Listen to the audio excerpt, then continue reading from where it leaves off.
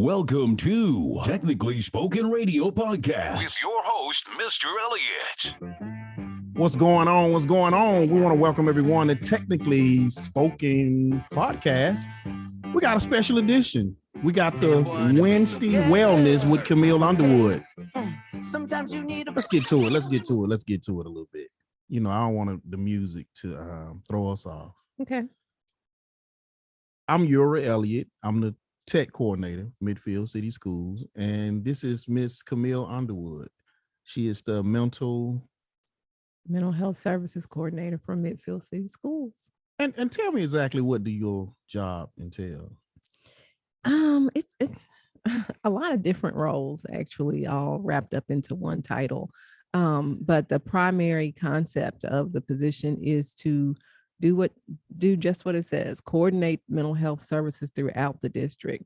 And to be clear, mental health services looks like a lot of different stuff, all wrapped up under the same umbrella. But we break it down into a multi-tier system of support. And I like to emphasize that part of it, support, because the stigma, when you think of mental health, we all think of mental illness more so than mental health. And mental health is a catch-all. We all have issues with our mental health. And the goal is to keep our mental health well, just like our physical health and our spiritual health. So we work on programs, supporting students on a tier 1 basis. That's all students. Tier 2 basis, some students who might have some identified needs for intervention. And then tier 3 are students, it's a few students who need immediate and intensive need for services. And typically that is related to some type of mental health diagnosis and treatment. Okay, cool. I want to focus more on adults. I've been noticing over a year you've been doing Wednesday Wellness. And I want you to go in depth about the Wednesday Wellness, because I know we as adults, I don't want to say we overlook sometimes mentally, but it's a lot of energy focused toward the students. And then the actual adults, we kind of got to, get our help in between helping the students. So tell me about Wednesday Wellness, where you get the idea from, where it come from, and, what do you hope it becomes? Okay. Well, there are several mental health service coordinators throughout the state, and we meet pretty much monthly via Zoom and share ideas about really getting the word out about our positions and what we do, and trying to shift the culture as it relates to mental health. And so I forget, early on, someone shared that as an idea, something that they do weekly to connect with the adults, and the staff at the school will send out Wednesday Wellness messages. And I thought, that sounds like a really cool way to connect with other colleagues and coworkers to just create a conversation around mental health concerns, stress, nothing too clinical, because that's not what we're here to do, but at least get the conversation going. Because if you think about it, it's been, within the last decade or so that we really are comfortable in our culture just even saying mental health without thinking someone thinks that you have a serious issue. And so that's just been my effort, my attempt at chipping away at the culture and kind of shifting the culture as it relates to mental health. Yeah, I know we have been talking about doing this for a while, making your emails live. Yeah. And I think that's important. The one you talked about today was about taking a break.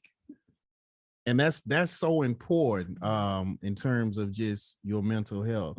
Sometimes, I tell people all the time, even computers have to reboot.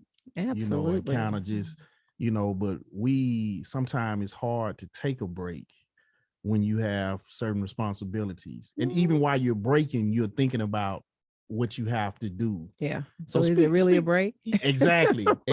So that's one of the things I suffer with. Like when I was in college, I never could go to the party if I had a test, because I wouldn't enjoy the party because I'm thinking about, man, I really should be studying, right, or whatever. It's the same thing with work.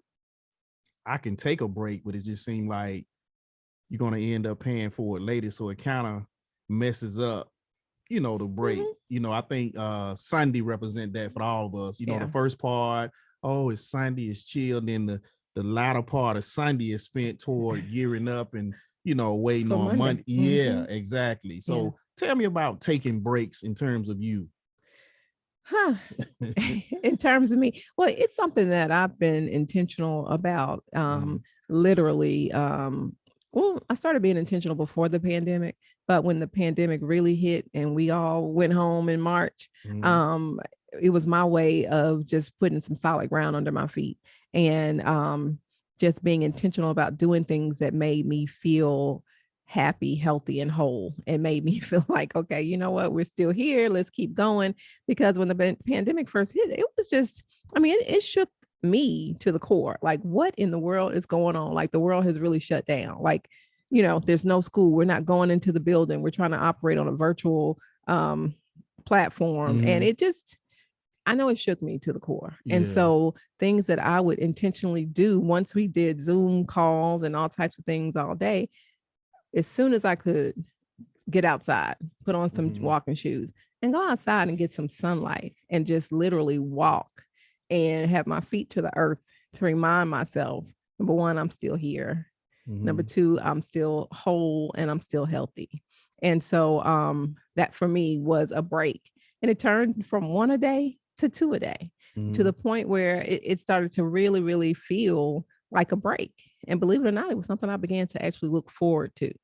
Do it take practice? One of the things like we were talking about, when you have something that you anticipate, the break in between, sometimes the break is contaminated with what we anticipate. It's almost like, certain nights you can't sleep because you got all this stuff in your mind and stuff like that. And so, and I'm asking you personally, just because I just want this to be more geared toward methods you actually use versus, theories and things of that nature. I got your email pulled up and I kind of we're going to go line by line and we'll see our perspectives on how we do it. Right. I know I struggle with taking breaks due to work to be done. And when I take my break, I don't want to have nothing to do. That's just, for me to really relax. And I think that's something that I need to work on, though, because it's always going to be something to do. Oh, yeah. So it's important. But one of the tips you gave was put your cell phone on Do Not Disturb. And as yours goes off. Ain't that something in that key? Go ahead. I did that on purpose. That was I can be transparent. My therapist would tell me in the past that we walk around with these cell phones, and she would refer to our cell phones as little trauma centers. All the notifications that are constantly going off. Sometimes it's CNN telling you about breaking news, and you're in the middle of a meeting and you're looking at breaking news about some horrible incident overseas somewhere. But in reality, could that not have waited? The distraction of that notification, because how does it literally impact you in what you're doing right now? And so culturally, we're so accustomed now to having these cell phones in our hands at all times. And it's such a huge distraction. I remember when my boys were in high school or even middle school. You have boys? Yes, I have 2 sons. Okay. How old are they? You don't mind me asking? Miles is 22, about to be 23 in June, and Justin is about to be 21 next month. Cool. What do they do? What are they in school, or what do they do? Miles just graduated in May. He was working remotely. He graduated from Lawson. Where did he graduate from?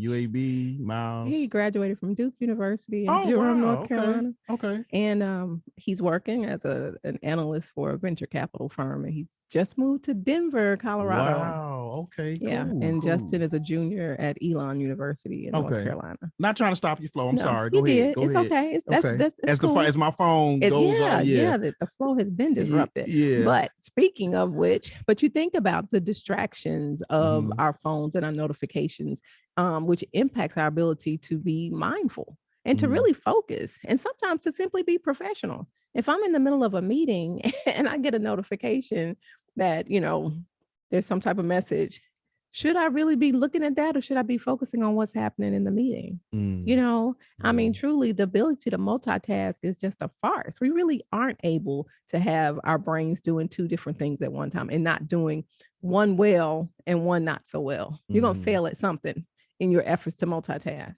Yeah. And so really being able to be present, not only present, attentive, alert, and available. All that goes into the moment. Do you struggle with your phone? I do. Yeah. I do. I mean, so being intentional about saying, you know what, I'm putting this on do not disturb, meaning you can still get messages. You can still get, you know, whatever was meant for you to receive, you'll still receive it once you take that option off your phone. You know, it's something in our brain, that reward center that just constantly seeking stimuli. Oh yeah.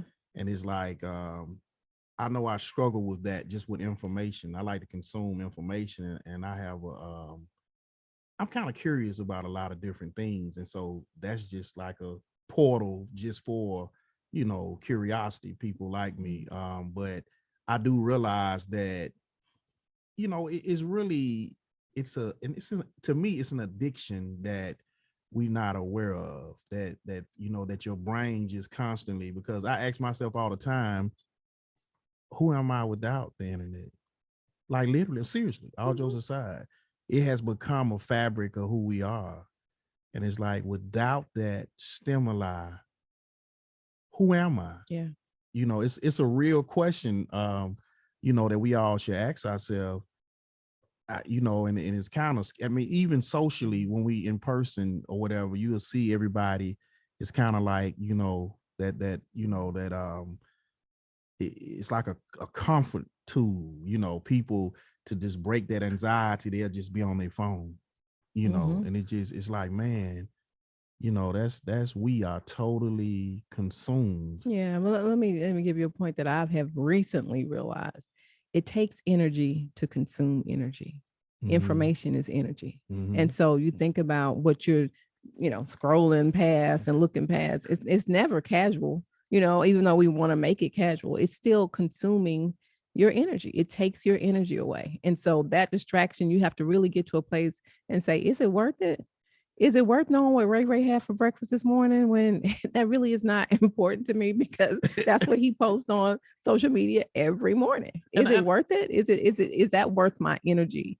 Is that worth my time and energy in this moment? And so I got to a point where I'm like, no, it really isn't. And it could never be.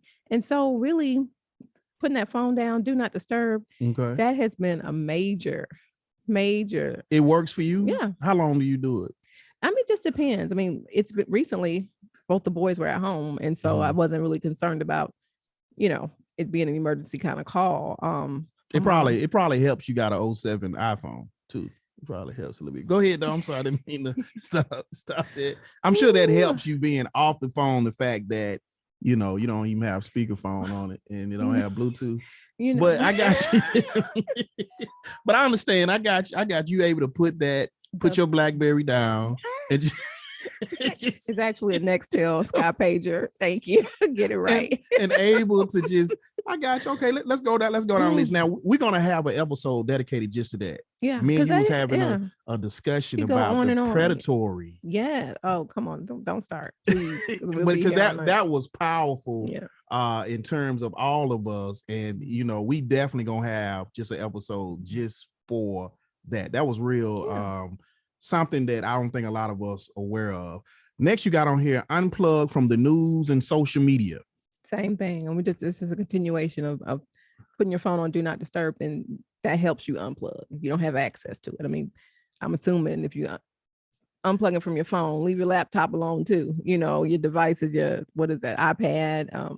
And you know what? I think we need to come up with something, like even reading these are awesome, but an alternative.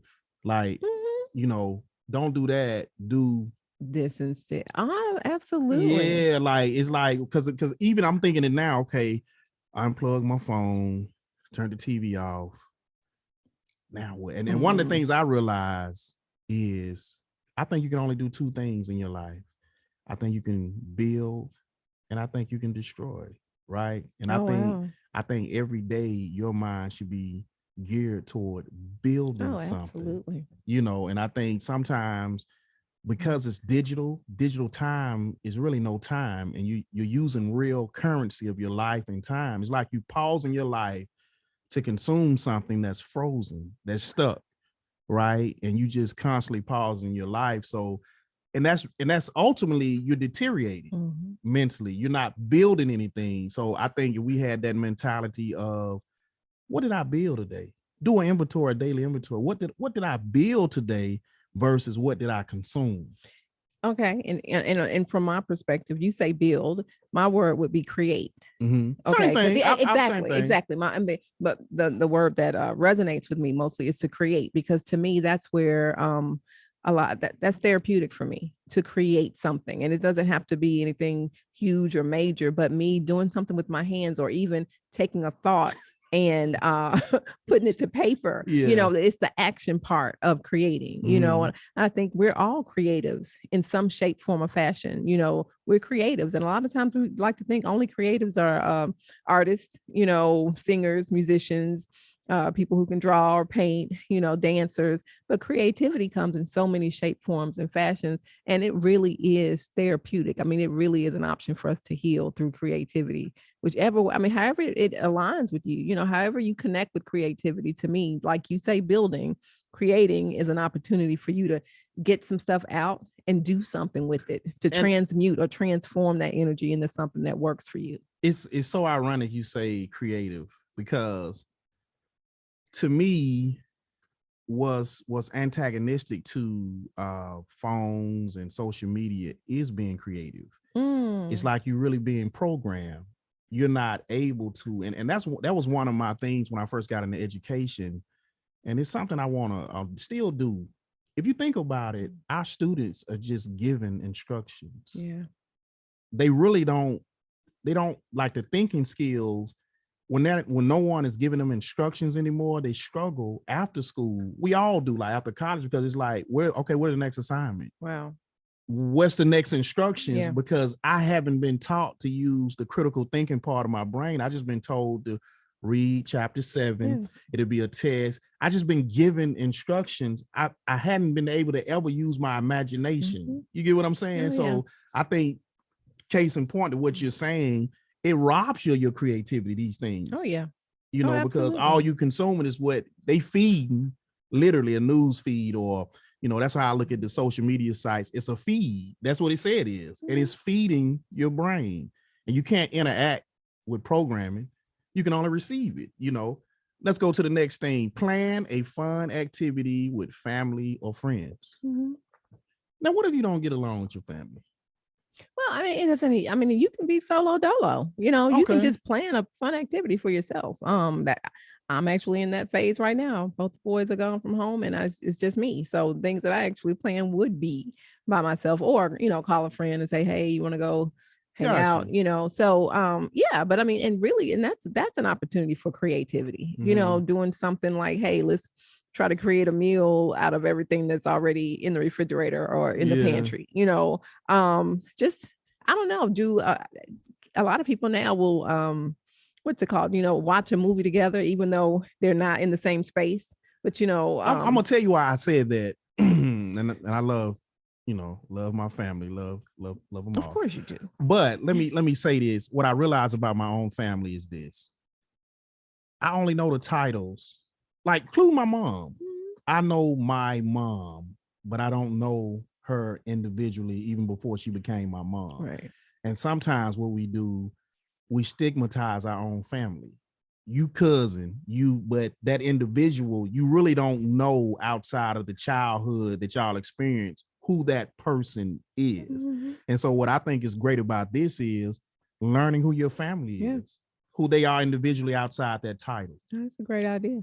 Yeah. That's creative. And it's an opportunity to connect. And if nothing more, I think that's what the pandemic has highlighted for us, is that we depended so much on physically, literally being together to be connected. And we didn't have access to that. And still, for some of us, we don't have access to it because, family members are just not available. Some people aren't vaccinated. We're just not coming around and, communing like we typically do. So creating that opportunity to connect and get to know each other better. I think that's beautiful. And that's something I want to do. Is it's a project, you know, that I got in my mind, but I want to do. You know, I don't want to sound morbid, but I want to do like a living eulogy on, and even the family members that passed away. I love a good documentary, right? And it's funny. It's like when I think about it, I'm like, what is the documentary of my mom? The story started with son. I would love, and that's one of the things I want to do is do the research on her or my sisters or my brothers and really find out outside of what I know who they are. You know, a lot of times when you look at obituary, it's stating the facts. Born this day, died this day. This was his family. That's it. He enjoyed fishing. But all of us got such a deeper, intimate story to ourselves that often goes untold. Yeah, storytelling is powerful. It really is, and it's a powerful healing tool. Yeah. When you begin to be vulnerable and transparent and share your story with someone, even especially a mother sharing her story with her son. Because sometimes very vulnerable. Yes, because sometimes I be like, Mama, I don't want to hear that, but then I have to realize she's a person. Yeah, yes. She's an individual. Yeah. So it's like, you know, you don't look at your mom like that, but the truth is, and really when you become a parent, you start to realize, because you're a person, you're like, well, wait a minute now. Yeah. I'm still, you know, I'm daddy, but I'm still, you know, I wasn't born somebody's mama. There's a lot to absolutely. Yeah. But I would love to do that for people. And how that came about, to be honest with you, is we've been dealing with so much death, friends, family, and I'm realizing I didn't know a lot of the people that I thought I knew, other than the title. You know, if you was a classmate, I knew you from school. I didn't know you was, you know, into this and that. And you probably never shared it because we always kind of had that common line of classmate or you my cousin or this and that. And so I'm so curious about the people I think I know about just their life. Well, yeah. It's like being able to put together a verbal puzzle. You know, your life is made up of so many different pieces and compartments. And as you begin to tell your story, you're like, oh, and you're literally connecting those dots, especially as you hear yourself and hear your voice. And so to uplift that voice and record it and be able to play it back, that's amazing. Yeah. I would love to see one of your documentaries. Yeah, I'm thinking about you know, doing that. Even, you know, maybe making a business out of that. I think I want to go in depth with it though. I want to be sincere with it and have some type of journalistic integrity with it in terms of you know, telling that story. Like the young people say, that's what's up. Yeah. Enjoy lunch or dinner outside. Yeah, I mean, and that's just my thing. I mean, you know, just being able to go outside and connect with the earth just reminds me of my humanity. You know, of course the weather would have to agree with being outside, you know, but still, that's my thing. And what would you do instead of going outside to have lunch or dinner? What would fit for you? No, I love outside. Okay. I love, and it brings me to your next point, and something that allows me to think like no other activity is walking. Walking, and even like meditating is so much easier to meditate in the rhythm of your step. You know, and it just is, whatever reason, it stimulate all type of ideas and creativity when I just go for a walk. You know, it's crazy how that works. So ultimately, I'm gonna ask you this: what does taking a break mean to you in this time frame of the pandemic? Let's be realistic in terms of because see, a lot of these are all of these are awesome. But what I'm realizing is the challenges a lot of people face is just hard to apply certain things. You know, it's certain roadblocks that we just can't get past. And a lot of them is internal. You know, absolutely. I tell people all the time, whenever you're angry about something, whenever you get over it, nothing outside change. Wow. Internally, you change your perspective, and then, oh, well, I was tripping. You know, that is nothing that big. So it's so much going on. Oh yeah. And it's changing, and it's so unfamiliar. And it was weird, like even with 2020, I don't know why. It's almost like that hope of us thinking it was over and then realizing it wasn't created a whole nother pandemic that was more powerful because, I think, we don't keep hope alive. I think in a lot of times hope keep us alive in terms of just believing an end in something so tragic, right. Would come. So what is the people that are struggling with like taking a break? The people like me, that's consumed with the creative thoughts and the things I'm responsible for. That combination, the dichotomy of what I'm responsible for and my creativity can be overwhelming sometimes. It's just like I'm telling you, like the documentary stuff I want to do. I want to do so much stuff, but I also know my responsibility, the saying is responsibility kills creativity. So how do you balance those two to where you can, move forward powerfully? Yeah, it starts with prioritizing yourself, really knowing that it's okay to take care of yourself and create space for you to take care of yourself. Because I think if nothing more, my pandemic lesson that continues to be at the top of my mind on a regular basis is, truly, what are you without your health? Like literally, and I'm not saying, I have perfect health. I have health issues as well, but what am I if I'm in bed for 10 days with a 104 fever? How can I actually function and do what I need to do? It will shut me down. And so really being able to focus on what it takes for me to be physically healthy, to realize in order to be physically healthy, I have to be mentally healthy. I have to be spiritually healthy. And that comes from intentionality and really being able to call a thing and recognize that, you know what, this body is a vessel. All right. To house all these, your brain, your mind, your soul, your heart, your spirit, whatever you want to call it. But if you're not taking care of this vessel, those other things can't survive. Right. And so you've really got to prioritize you. And you mentioned, other people with perhaps disabilities that might not be able to go straight outside or might not be able to do some of these things. Be creative and do what you can, but definitely focus on yourself.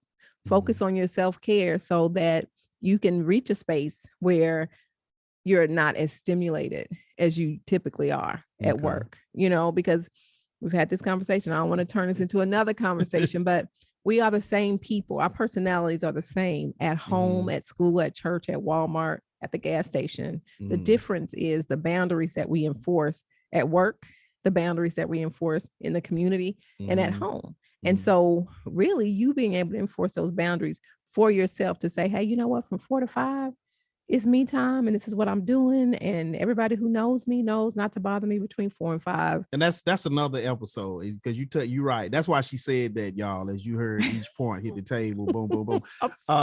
That's fine. But I believe that we all battle with being stuck in character.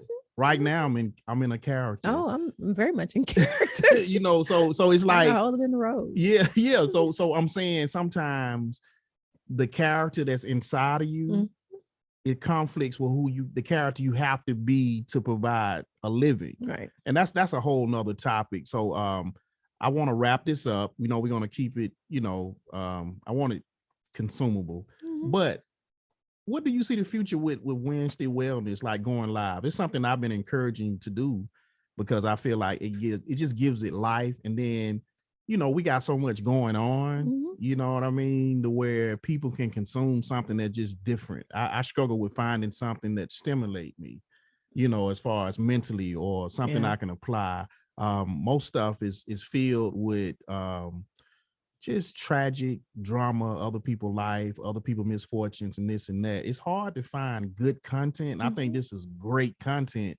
So what do you see this platform going? What would you like to see it going in terms of moving forward? What we're doing now? I would like to interview or have a participant from each school, rotate and come and have a seat and share their thoughts on a Wednesday wellness topic, or even have come with their own topic. I think the more we're able to talk about what impacts our mental health and ways that we can support our mental health, we're creating a community of educators who care enough about ourselves to support ourselves, which ultimately is community care. Self-care is community care. You know, the more each one of us takes the time to take good care of ourselves, we're actually building a strong community of mentally healthy educators, which overflows to the students. It overflows back home. And so you're shifting the culture, you know, because I think being stressed out is something that we've come to accept, you know, and we make excuses for our behavior because we're stressed out. You know, what if we had to make excuses? Well, hey, I'm so happy these days because I take such good care of myself. So I apologize for smiling too much all day long and being so kind and compassionate, you know. And I mean, so we can actually flip the script that way on mental health. So that's my vision. That's what I hope to see happening around here. This was good for me. You know, I've been avoiding this for a minute. I'm normally behind the scenes and stuff like that. So this was good in terms of me just, you know, getting out and doing it. So we hope to see some of you, you know, come join us. We'll have different guests. And it'll definitely get deeper. I'm sure we just scratched the surface, and this is something we're gonna do consistently. I don't even want to say, you know, how often we're gonna do it, because I don't want to take away from our abilities.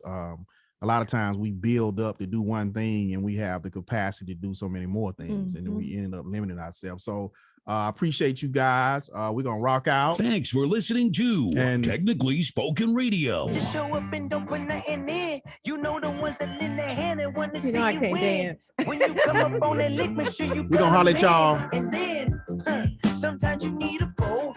One to keep your eyes open, keep you on your toes.